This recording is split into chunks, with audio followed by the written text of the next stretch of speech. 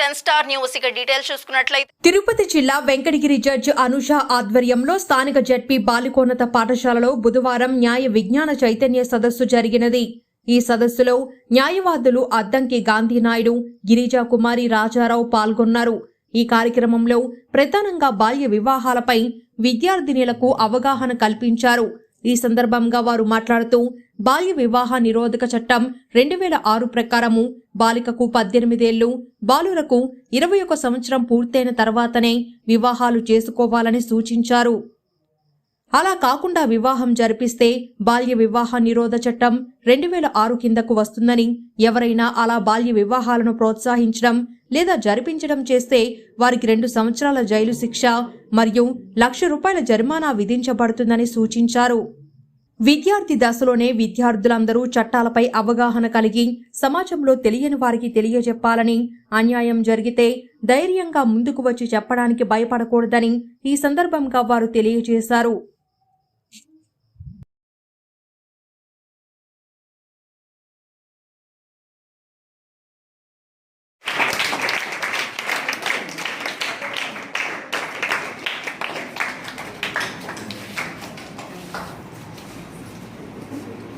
బాల్య వివాహాలు చేయడానికి కొన్ని కారణాలు చెప్తారు. ఒకటి పేదరికం, 2 కుటుంబంలో ఉన్నటువంటి కొన్ని ఆచారాలు లేదా కోరికలు అనొచ్చు, తర్వాత వచ్చి మూఢాచారాలు. పేదరికం వల్ల ఆ రోజుల్లో ఇప్పుడు వరకట్నం అంటున్నారు, అప్పుడు కన్యాశుల్కం. పేదరికంలో ఉన్నటువంటి ఎవరైనా ఒక కుటుంబంలో ఒక స్త్రీ ఉంటే బాగా ధనవంతుడైన ఉన్న వ్యక్తి, ఆయన 70 ఏళ్ళు 60 ఏళ్ళు 80 ఏళ్ళ వయసు ఇచ్చి ఉండొచ్చు, డబ్బులు ఇచ్చి అలా స్త్రీని పెళ్లి చేసుకోవడం, అంటే చిన్న బాలికని, వయసు రానటువంటి వాళ్ళని పెళ్లి చేసుకోవడం. మొత్తాత ఉంటాడు, ఆయన కూడా కోరుకుంటాడు, వాళ్ళ ముని మనవరాలు పెళ్లి కూడా చూసి వెళ్ళాలని కోరుకుంటారు. వీళ్ళందరూ కలిసి కూర్చొని మాట్లాడుకునేవాళ్ళు. పాత్రలో ఎన్ని జరిగిన విషయాలు మా ఊళ్ళో కూడా జరిగినాయి. వాళ్ళు ఏమంటారంటే, మేము చనిపోకముందే మా మనవరాలు పెళ్లి, కొన్ని మనవరాలు పెళ్లి కూడా చూసేసేవాళ్ళు. ఇంకా ఆమె వయసుతో సంబంధం లేదు కాబట్టి ఆమెతో వాళ్ళకి పెళ్లి చేసేవాళ్ళు. ఇలాంటివి జరుగుతున్నాయి.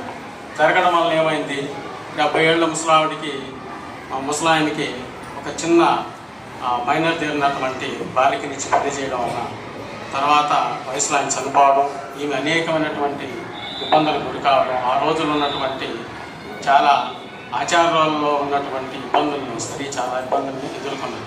అందువల్లనే అప్పట్లో సాంఘిక సంస్కర్తలైన లాలా లజపతి రాయ్ కానీ, కందుకూరి వీరేశలింగం పంతులు లాంటి వాళ్ళు ఈ సంఘంలో ఇలాంటి దురాచారంలో రూపుమాపాలని చాలా సమావేశాలు ఏర్పాటు చేసి సంఘంలో అవేర్నెస్ తీసుకోవడానికి ప్రయత్నం చేశారు. ఇలాంటివన్నీ చూసిన తర్వాత అప్పట్లోనే 1929లో బాల్య వివాహ చట్టాన్ని తీసుకొచ్చారు. అయితే అప్పటికి మనం ఇండిపెండెన్స్ రాలేదు. అప్పుడున్నటువంటి ఆ చట్ట ప్రకారంలో శిక్షలు కానీ లేదంటే జరిమానా కానీ చాలా తక్కువగా ఉంది. అందువల్లనే దాన్ని మనకు స్వాతంత్రం వచ్చిన తర్వాత చాలా సవరణ చేసి అమెండ్మెంట్ చేసి 2006 సంవత్సరంలో ఈ యొక్క బాల్య వివాహ నిరోధక చట్టాన్ని తీసుకొచ్చారు. ఆ తర్వాత ఈ బాల్య వివాహ నిరోధక చట్టం కింద ఎవరైనా 18 ఏళ్ళు పూర్తి కానీ బాలికకి కానీ, అట్లాగే అబ్బాయికి 21 పూర్తి కాకుండా ఉండే వాళ్ళకి వివాహం చేస్తే వాళ్ళకు చట్టబద్ధమైనటువంటి పరిధిలోకి వచ్చి వాళ్ళని శిక్షించడం జరుగుతుంది. వాళ్ళంటే ఆ పాపనే వాళ్ళని కాదు. ఎక్కడైనా మ్యారేజ్ జరుగుతున్నా ఆ మ్యారేజ్కి వేదిక కానీ, వేదికకి ఇచ్చినటువంటి ఆ ఓనర్ కానీ, చివరికి పెళ్లి చేసినటువంటి ఆ వేద పండితుడైనా సరే ఈ చట్టం కిందకి వస్తాడు. వాళ్ళందరూ కూడా అరెస్ట్ కావాల్సి వస్తారు. ఇది తెలిసి కావాలని చేస్తే ఇట్లా దీంట్లో ఒక ఎగ్జాంప్షన్ ఏంటంటే మహిళలను అరెస్ట్ చేయరు. దాంట్లో మనం ఇక్కడ చర్చించుకోబోయేటువంటి విషయము బాల్య వివాహాల వల్ల జరిగే నష్టాలేంటి, అది ఏ విధంగా చట్టరీత్యా నేరం అనేటువంటి విషయాన్ని గురించి మీకు క్లుప్తంగా తెలియజేస్తాను. ఇప్పుడు మీరందరూ కూడా 8th 9th క్లాసెస్ చదువుతున్నారు. ఈ హై స్కూల్ ఎడ్యుకేషన్ అయిపోతుంది. ఆ తర్వాత జూనియర్ కాలేజీలో చేరుతారు. ఆ తర్వాత ప్రొఫెషనల్ కోర్సు, డిగ్రీ కోర్సెస్ కొనసాగించుకుంటూ ఉంటారు. కానీ మీ తల్లిదండ్రులకి మీ పిల్లలు హై స్కూల్ చదువు అయిపోగానే చాలామంది తల్లిదండ్రులకి ఏంటంటే ఇంకా ఆడపిల్లలు కదా, వీళ్ళకి పెళ్లి చేయాలనేటువంటిది ఒక బాధ్యత వాళ్ళకి ఒక గుండెల మీద కుంపటి లాగా అందరికీ ఉంటుంది. పాత రోజుల్లో అయితే అమ్మాయిలు వయసుకు రాగానే అంటే 10 సంవత్సరాలు 11 సంవత్సరాలకే అప్పుడు వయసుకు వచ్చేవాళ్ళు, మెచ్యూర్ అయ్యేవాళ్ళు. అప్పుడు కుటుంబ పరిస్థితులను బట్టి, అప్పటి ఆచార వ్యవహారాలను బట్టి, ఒక మూఢ నమ్మకాలను బట్టి, వీటిని అన్ని బట్టి కూడా అమ్మాయి వయసుకు రాగానే పెళ్లి చేయాలి అనేటువంటిది ఒక బాధ్యతగా పెట్టుకునేవాళ్ళు తల్లిదండ్రులు. సో అప్పటి నుంచే ఈ బాల్య వివాహాలు అనేటువంటివి ఎక్కువగా జరుగుతుండేవి అన్నమాట. అంటే కుటుంబంలో పెద్దలు ఏమన్నా అనుకుంటారని, లేదా ఇరుగు పొరుగు ఏమన్నా అనుకుంటారని, అంటే వయసుకు వచ్చిన అమ్మాయి ఇంకా పెళ్లి చేయకుండా వాళ్ళు ఇంట్లో పెట్టుకున్నారు, లేదా ఇంకా చదువు కోసం బయటికి పంపిస్తున్నారు అనేటువంటి ఒక అపోహలో అప్పుడు ఎక్కువ చదివించే వాళ్ళు కూడా కాదు. వాళ్ళ వయసుకు రాగానే చదువు మానిపించేసేసి వాళ్ళకి వెంటనే పెళ్లి చేయాలి అనే ఒక ఆతురతతో ఆ తల్లిదండ్రులు ఆలోచించేవాళ్ళు. అంటే వాళ్ళ ఆలోచన మంచిదే కావచ్చు, కానీ దానివల్ల కలిగే దుష్పరిమాణాలను వాళ్ళు ఎక్కువ ఆలోచించలేకపోయారు. అప్పుడు పరిస్థితులు అలా ఉన్నాయి. కానీ ఇప్పుడు ఎంతో కాలం మారింది. ఇప్పుడు తల్లిదండ్రుల ఆలోచన విధానాలు కూడా మారాయి. కానీ కొన్ని చోట్ల అక్కడెక్కడ మనం వింటూనే ఉన్నాం ఇంకా బాల్య వివాహాలు, ఈ అనాచారాలు జరుగుతున్నాయని. సో ఈ బాల్య వివాహం అనేటువంటిది ఒక సాంఘిక దురాచారంగా అందరూ కూడా పరిగణించారనమాట. ఇది కేవలం ఇది ఏదో ఒక ఆచారంగా అప్పుడు పెట్టుకున్నారు, కానీ అంటే ఆడపిల్లకు వయసుకు రాగానే పెళ్లి చేయాలనేటువంటిది ఒక ఆచారంగా అప్పుడు ఆలోచించేవాళ్ళు. అప్పట్లో వాళ్ళకి తప్పుగా అనిపించలేదు. కానీ 1929లో ఈ బాల్య వివాహ నియంత్రణ చట్టం అనేటువంటిది ఒకటి చేశారనమాట. అప్పుడు ఏంటంటే ఈ బాల్య వివాహాలు అనేటువంటిది వాళ్ళు ఒక వయసు వచ్చేంత వరకు చేయకూడదు, ఇది చేస్తే కూడా ఈ వివాహాలు చెల్లవు అనేటువంటిది ఒక చట్టం. కూడా నిత్య జీవితంలో ప్రతిరోజు కూడా ఒక జడ్జి గారు మన ముందుకు వచ్చి బాల్య వివాహాల చట్టాల గురించి మనకు చర్చించారు. మన వాటికి అనుగుణంగా ఉండాలి, లైఫ్లో మంచి జీవితాన్ని అనుభవించాలనేటువంటి ఉద్దేశంతోనే ఈ చట్టాల గురించి చెప్పాం. మేడం గారు గిరిజాకుమారి గారు చెప్పినట్లు చిన్న వయసులో మ్యారేజెస్ చేసుకుంటే పిల్లలే కాకుండా శారీరకంగా కూడా చాలా ఇబ్బందులు ఉంటాయి. అదేవిధంగా శారీరకంగా ఇబ్బందులు ఉండడమే కాకుండా పెద్ద వయసు వాళ్ళకి చిన్నపిల్లల్ని ఇచ్చేసేయడం, అలాంటప్పుడు వాళ్ళకి సరైన ఆదరణ నుండి ఇద్దరు చక్కగా ఉంటే పర్వాలేదు. వీళ్ళకి 25 సంవత్సరాలు 30 సంవత్సరాలు వచ్చేటప్పటికి ఈ బాల్య వివాహం చేసుకున్నటువంటి పాప 20 సంవత్సరాలకు భర్త 60 సంవత్సరాలకు 70 సంవత్సరాలు ఆయన వయసు ఉండి వాళ్ళకి ఏదన్నా ఉంటే లైఫ్ రిస్క్ అయి చనిపోయారు అనుకోండి, ఇవి ఇంకా ఎన్ని సంవత్సరాలు బతకాలి? నాకు దాపు 40 సంవత్సరాలు బతకాలి, లేదా 60 సంవత్సరాలు బతకాలి. ఆమె సమాజంలో ఎలా చూస్తారు? తక్కువగా చూస్తారు. ఆమెకి ఆదరణ ఉండదు, తోడు ఉండరు, చాలా ఇబ్బందులకి గురవుతారు. బాల్య వివాహం చేసుకోవడం వల్ల అలాంటి దుష్పరిణామాలు ఏర్పడతాయి. అదేవిధంగా కూడా పిల్లలు కూడా చక్కగా పుట్టరు. అందువల్ల బాల్య వివాహం అనేది చట్టరీత్యా నేరము అని ఎందుకు ఉద్దేశించారంటే స్త్రీ యొక్క గొప్పదనానికి, సమాజంలో స్త్రీ క్రమశిక్షణ అంటే డిసిప్లిన్. ఇంగ్లీష్లో చేయవలసిన పని చేయాలి, చేయకూడని పని చేయకూడదు. ఈ రెండింటి జరిగేటప్పుడే మనకు లా అవసరం. ఒక తప్పు జరిగిపోయింది, చేయడానికి పని చేసాము, కంప్లైంట్ ఇస్తాం మనం, నాకు ఇందుకు వచ్చినట్టుగా. ఒక మంచి పని కూడా చేస్తాం ఒక్కోసారి, అది చట్టరీత్యా తప్పు అయిపోవచ్చు. కొన్ని రాష్ట్రాల్లో బంగారుకు అమ్ముతూ ఉంటారు, ఇతర దేశాల్లో. మన దేశంలో అమ్మితే నేరం. మరి అక్కడ మనుషులు ఇక్కడ మనుషులేగా. ప్రదేశాన్ని బట్టి ఆ యొక్క చట్టాలు మారుతూ ఉంటాయి. వీటికి అనుగుణంగా నడుచుకునే వాళ్ళని మానవులు అంటారు. ఎందుకంటే ఈ మానవుడికి తెలివి ఎక్కువ ఉంటుంది. ఒక స్కూల్లో ఏదైనా లెసన్ వినాలన్నా కానీ, వినకుండా ఎగ్గొట్టాలన్నా కానీ, స్కూల్కు డుమ్మా కొట్టాలన్నా కానీ, లేకపోతే స్కూల్కి రెగ్యులర్గా రావాలన్నా కానీ లేదు. అటువంటి రామాయణం వినాలన్నా, పురాణం వినాలన్నా, భగవద్గీత వినాలన్నా అన్నీ మన మనుషులమే విని దాంట్లో ఉన్నటువంటి మంచి విషయాలను సేకరించి కలెక్ట్ చేస్తాం. మంచి విషయాలు ఉంటాయి కదా. ఇప్పుడు అంగట్లోకి వెళ్ళాము, వాడు ఏ బట్టలు ఇస్తాడు, అవన్నీ తీసుకొచ్చుకుంటాం మనం. సెలెక్ట్ చేసుకొని ఆ వస్తువులన్నీ కిందే పిచ్చి ఒక్కటి కూడా తీసుకోకుండా బయటికి వెళ్ళిపోతాం. అందుకని ఒక సంవత్సరం రోజులు ఉండే మనం ధరించే బట్టనే గుడ్డనే క్లాత్ని మనం పోలీస్ స్టేషన్కి వెళ్ళడానికి భయం ఏమన్నా ఉందా? అసలు భయపడాల్సిన అవసరమే లేదు. ఇప్పుడు ఎంత స్కూల్ టీచర్ దగ్గరికి వెళ్ళి ఏదైనా విషయం ఉంటే రిపోర్ట్ చేస్తూ ఉంటారు. పోలీస్ స్టేషన్కి వెళ్ళిన కోర్టుకి రావాలా, దానికి ముందు ఏం చేస్తారంటే ఎస్ఐ గారి దగ్గరికి వెళ్తారు. ఎస్ఐ గారు రిఫ్యూజ్ చేస్తారు, తర్వాత సిఐ గారి దగ్గరికి వెళ్ళాలి. సిఐఎఫ్ పోలీస్ కూడా మీ కంప్లైంట్ తీసుకోకపోతే ఎస్పీ ఆఫీస్కి వెళ్ళాలి. ఎస్పీ ఆఫీస్కి వెళ్ళి నేను ఇట్లా ఎస్ఐ పోలీస్ స్టేషన్ దగ్గరికి వెళ్ళాను, ఎస్ఐ గారు నా కంప్లైంట్ తీసుకోలేదు, బిజీగా ఉన్నారు, ఇట్లా చైల్డ్ మ్యారేజ్ అవుతుంది, నాకు ఆ చైల్డ్ మ్యారేజ్ ఇష్టం లేదు, ఇంట్లో చచ్చిపోతామని బెదిరిస్తున్నారు, లేదంటే నన్ను చంపేస్తామని బెదిరిస్తున్నారు, పెళ్ళి ఇష్టం లేదని చెప్పేసి చెప్పాలి. అప్పుడు ఎస్పీ గారు కూడా పట్టించుకోలేదు అనుకో, పట్టించుకుంటే ప్రాబ్లం సాల్వ్ అయిపోతుంది కదా. పేరెంట్స్ని పిలిపిస్తారు, అటు పెళ్లి వాళ్ళని పిలిపిస్తారు, అందరిని పిలిపించేసి బెదిరించేసి పెళ్ళి ఆపిస్తారు, మళ్ళీ చదువుకుంటాము. లేదా ఒకవేళ ఎస్పీ గారు కూడా పట్టించుకోలేదు మీ ప్రాబ్లమ్,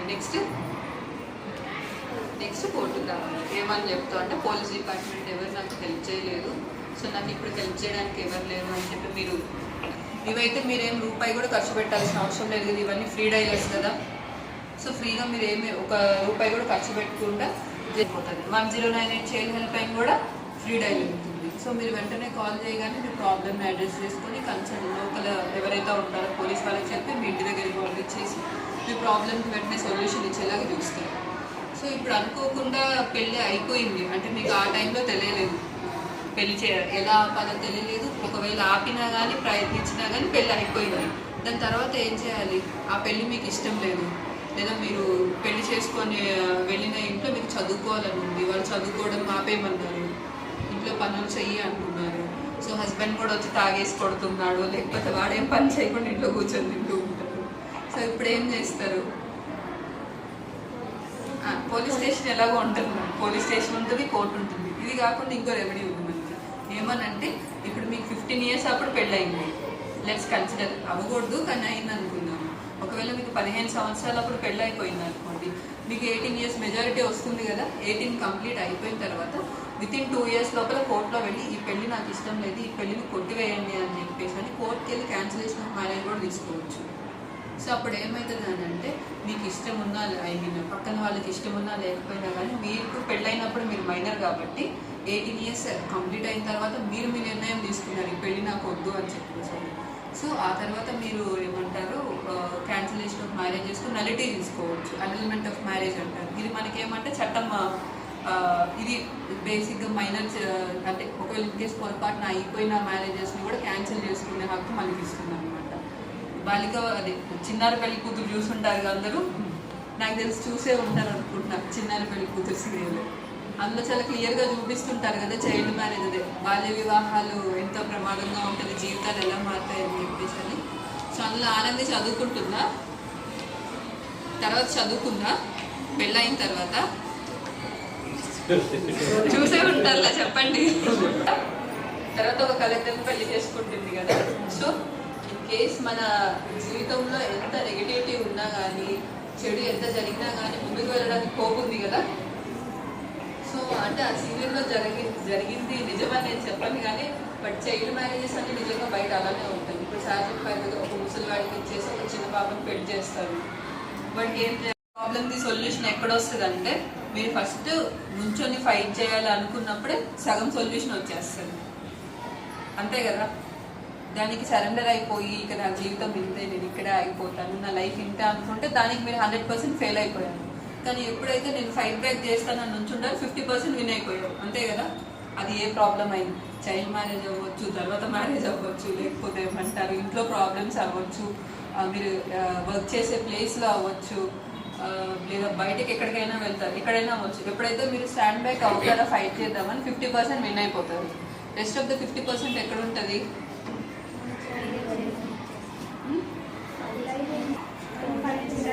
ఫైట్ చేసే దానిలో ఉంది, అంతేగాని రోడ్డు మీదకి వచ్చి మీడియాకి వెళ్తే సొల్యూషన్ రాదు కదా. 10% ఇంటెలిజెన్స్ ఉంటుంది, అంటే ఆ స్పాట్లో మనం ఎలాగ రియాక్ట్ అవుతాము, ఎలా రెస్పాండ్ అవుతాం, దాన్ని ఎలా హ్యాండిల్ చేస్తాం అనే దానిలో 10% వస్తుంది. 20%లో బయట నుంచి ఎఫర్ట్స్ వస్తాయి, మిగిలిన 30% మళ్ళీ మీ చేతిలోనే ఉంది, పరిస్థితులను ఎలా తీసుకోవాలి అని చెప్పేసి. సో మీ ఎడ్యుకేషన్ మీకు బయటికి వెళ్ళినప్పుడు ఎలా అంటే బతకగలం అనే ధైర్యం ఇవ్వాలి. ప్రాబ్లం వచ్చింది, నేను ఏం చేయలేను, నా వల్ల ఏం కాదు, నాకు స్కూల్లో ఎక్కువ మార్క్స్ రాలేదు, లేకపోతే నాకన్నా బాగా చదివిన వాళ్ళు ఉన్నారు, వాళ్ళకే జాబ్స్ రాలేదు, ఇదంతా కాదు. మీ చేతిలో చదువు మీకు ఎప్పుడు ఏమి ఇవ్వాలి? ధైర్యాన్ని ఇవ్వాలి. బయటకు వెళ్ళినప్పుడు ఎంత పెద్ద ప్రాబ్లం వచ్చినా కానీ అంతే చెప్పండి, సాల్వ్ చేసుకోవాలి. సో ఇంకా హెల్ప్ తీసుకోవాలి. సొంత నిర్ణయాలు ఎప్పుడు తీసుకోకూడదు. అన్ని మనం చేసుకోలేము కదా. ఇప్పుడు డాక్టర్ దగ్గరికి వెళ్ళాలి కదా ట్రీట్మెంట్ కావాలంటే, అట్లాగే లైఫ్లో ప్రాబ్లం వచ్చినప్పుడు పోలీస్ స్టేషన్కి, కోర్టుకు కూడా వెళ్ళాలి. అంతే కదా, సింపుల్గా తీసుకోవాలి. లైఫ్ సింపుల్గా తీసుకోవాలి, అంతేగాని సొంత నిర్ణయాలు తీసుకోవడము, లేకపోతే దీనికి సొల్యూషన్ లేదు బతకాలి కదా. అంటే వెంటనే ముందు పోలీస్ స్టేషన్కి వెళ్ళండి. ఇంట్లో పేరెంట్స్ ఏమనుకుంటారు, బయట సొసైటీ ఏమనుకుంటుంది, లేకపోతే మన పేరెంట్స్ మనతోనే సపోర్ట్ చేయలేము, నేను ఒక్కదాన్నే ఉండాలి, ఎవరు అర్థం చేసుకుని, ఈ క్వశ్చన్స్ అన్నీ ఒకవైపు ఉంటుంది. మీరు ఒక్కళ్ళే నుంచొని ఫైట్ చేస్తారు చూడండి, మీరు ఒక్కళ్ళే ఒకవైపు ఉంటారు. ఏది విన్నా క్లాస్లో మంచి జరిగినప్పుడు అంతే కదా, నువ్వే కరెక్ట్గా ఆలోచించావు, మా డెసిషన్స్ కన్నా నీ డెసిషనే కరెక్ట్గా ఉందంటారు. అంతే కదా. సో ఇప్పుడు మా ఉమెన్కి ఎడ్యుకేషన్ ఎందుకు ఇంపార్టెన్స్? అబ్బాయిలు ఎలాగో చదవరు, వేస్ట్, అమ్మాయిలు అయితే బాగా చదువుతారని చెప్తారు కదా. సో అందుకని ఎందుకు ఎక్కువ గర్ల్ చైల్డ్ ఎడ్యుకేషన్ మీద ఫోకస్ చేస్తున్నారు? చదువుంటారు కదా చిన్నప్పుడు. ఒక ఎడ్యుకేటెడ్ ఉమెన్ ఉండిందంటే ఆ ఫ్యామిలీ మొత్తం డెవలప్ అవుతుంది. అలాంటిది ఇంతమంది ఎడ్యుకేటెడ్ ఉమెన్ ఉన్నప్పుడు కంట్రీ ఎలా అవ్వాలి? బెటర్ ప్లేస్ అవ్వాలి ఇంకా. సో అందుకని ఒక గర్ల్ చైల్డ్ ఎడ్యుకేషన్ అనేది చాలా ఇంపార్టెంట్. ఒకవేళ హస్బెండ్ ఎడ్యుకేటెడ్ అయినా అన్ఎడ్యుకేటెడ్ అయినా కానీ ఇంట్లో అకౌంట్స్ చూడాలి, పిల్లలు చదువు చూసుకోవాలి, బయటకు వెళ్ళినప్పుడు అట్లీస్ట్ ఒక న్యూస్ పేపర్ చదవాలి, ఇంటికి వచ్చిన లెటర్ని చదవాలి. సో ఇదంతా కావాలంటే మనకి ఏముండాలి? చదువు ఉండాలి. So education will make the society A better place.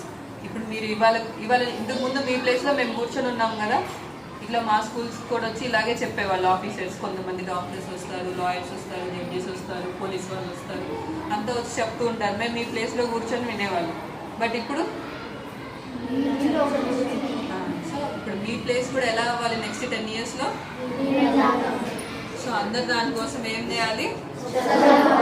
చదువు మాత్రమే చదువుకోవాలి, కాంపిటేటివ్ ఎగ్జామ్స్కి రెడీ అవ్వాలి, ఫైట్ చేసుకోవాలి. డబ్బులు పెడితే ఉద్యోగాలు రావు, రికమెండేషన్స్తో జాబులు రావు, ఏది రావు. ఓన్లీ ఎడ్యుకేషన్ వల్ల మాత్రమే పాసిబిలిటీ ఉంటుంది. సో అందుకని మంచిగా న్యూస్ పేపర్స్ చదవండి, న్యూస్ చూడండి, టీవీ మూవీస్ అంతా సినిమాకి సంబంధించిన న్యూస్, ఇట్లాంటి సెలబ్రిటీ న్యూస్ కాకుండా కొంచెం మనకి సొసైటీ మీద అవేర్నెస్ రావాలి. బయట ఎలాంటి స్కామ్స్ జరుగుతున్నాయి, ఎలాంటి స్కీమ్స్ వచ్చినాయి, అంటే పేదవాళ్ళ కోసం ఎలాంటి స్కీమ్స్ ఇస్తున్నారు, ఇందులో మనకి ఏమన్నా పనికి వస్తాయా, లేకపోతే పక్కన వాళ్ళకి మనం ఏమన్నా సలహా ఇవ్వగలమా, ఈ స్కీమ్స్ వల్ల గవర్నమెంట్ ఇచ్చేదాన్ని మనకైనా బెనిఫిట్ ఉందా, స్టూడెంట్స్కి ఏమన్నా ఎడ్యుకేషన్ లోన్ ఇస్తున్నారా, లేకపోతే ఏమైనా కన్సెషన్ వస్తుందా, లేకపోతే అబ్రాడ్ వెళ్ళడానికి ఆపర్చునిటీస్ ఇస్తున్నారా,